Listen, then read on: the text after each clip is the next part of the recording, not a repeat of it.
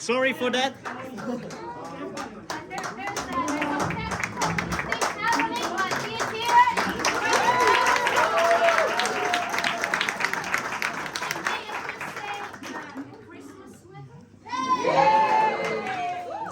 Anybody else?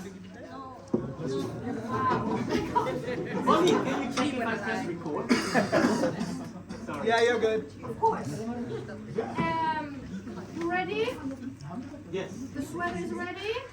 Are you ready? Yes, sir. I guess we are. Great. One more time.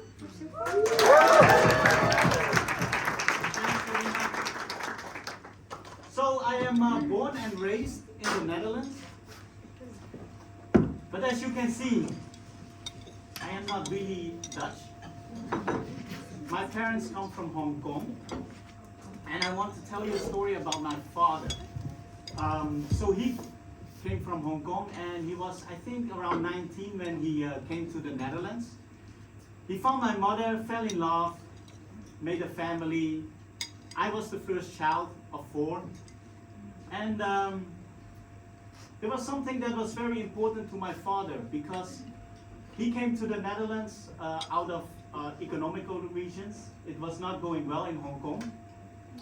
So he had to come here and he didn't finish school, and what he wanted for his children is to have a very good education so that they can have a better life. Because my father came here without a diploma, could only work in a kitchen.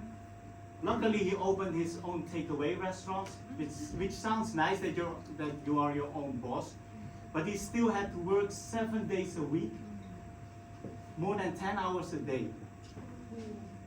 So that was really tough for him, and he did not want that to happen to his children. So he did the best he can to give us a good education, and so education was very important for him. Luckily for him, I was good at school. And maybe it's stereotypical, I was also really good at math. Don't ask me why. And I knew how important it is for my father that I did well in school, so I studied really hard and I tried my best, you know. And I remember there was one time something that happened, and that was, I think I was around 15, 16. It was in high school, and we had a very, very difficult math test.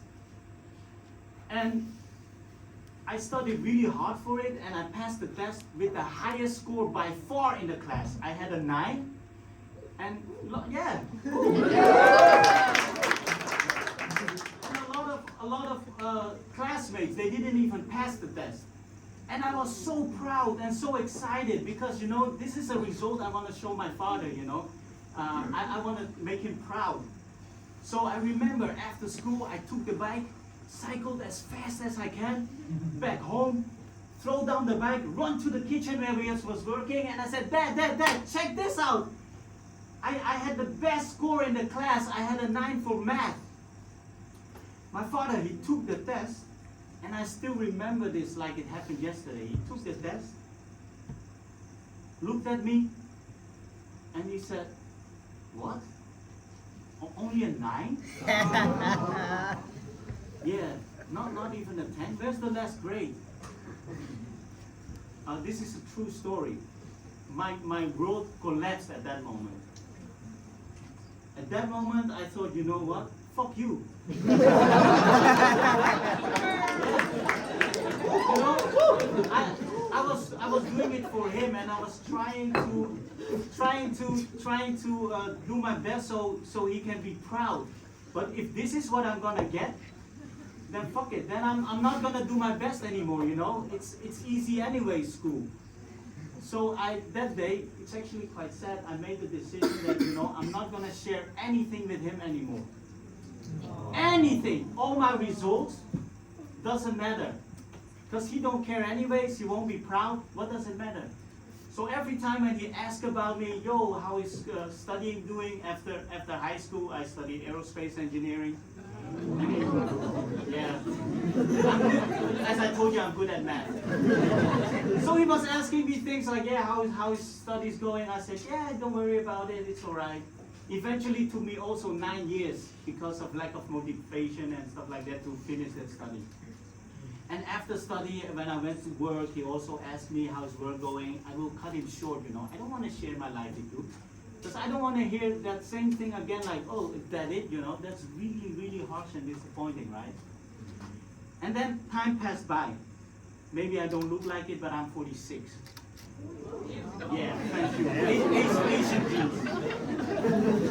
So a few years back, yeah, when you're older, you do all this kind of crazy stuff. I followed a self-development course. And I don't know how many 40 plus people are here, but one of the exercise in the course was to, you know, look back in your life, and they call it, is there something that you're still incomplete with? Meaning that, you know, is there something that is blocking you, you know, preventing you to move further and stuff like that? And I didn't even think of that thing with my father, because it happened more than 20 years ago. I still see him, but I didn't even realize that I had this thing with him until I did this course, and I was looking back and I was like, that is actually weird. Why do I have this with my father? And then I remember that day that he said about my results, so I called him up. I said, Dad, you know, I love you. You worked really hard for us. And but I still remember that this thing that happened to us. You remember that? I was 16, came back with the results, and you said that to me. And then he said, oh yeah, I remember that day. But I didn't mean to say, to discourage you. I am really proud of you. I know you're really smart. I thought if I say that to you, that will encourage you to do better next time, because I know you can get the 10. So when he said that to me, my world collapsed for the second time. I almost hold a grudge against my father because of this silly thing. Now, why am I telling you this story? I am lucky that my father is still around, that I could share this with him. With the Christmas thought in my mind, if you also have something with someone that is incomplete, time is ticking. Maybe the story that you had in mind is not the truth. It's only your side of the story. So do with it whatever you want with it. This was my story. Do I have some time left, Irina? To be perfectly honest, I wasn't timing because I was chewing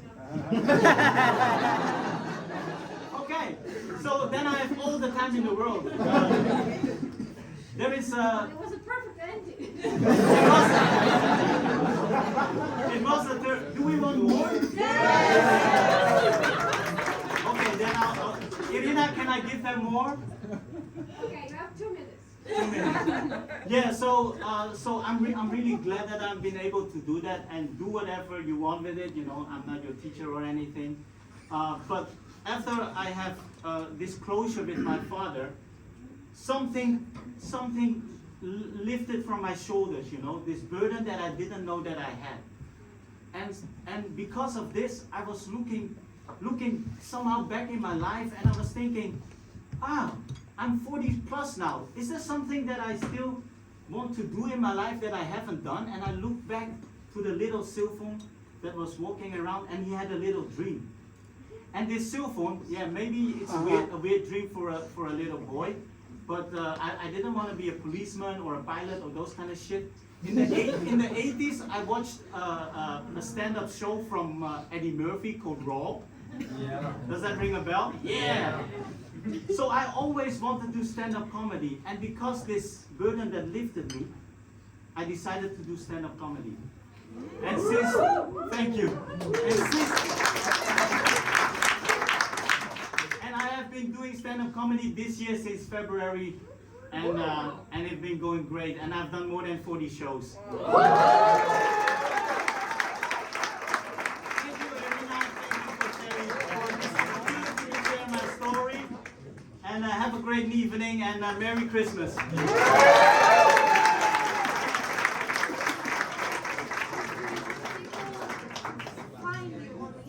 yeah, and if you like my story and you want to follow me, my Instagram handle, Silfon_tang, SILFON_TANG.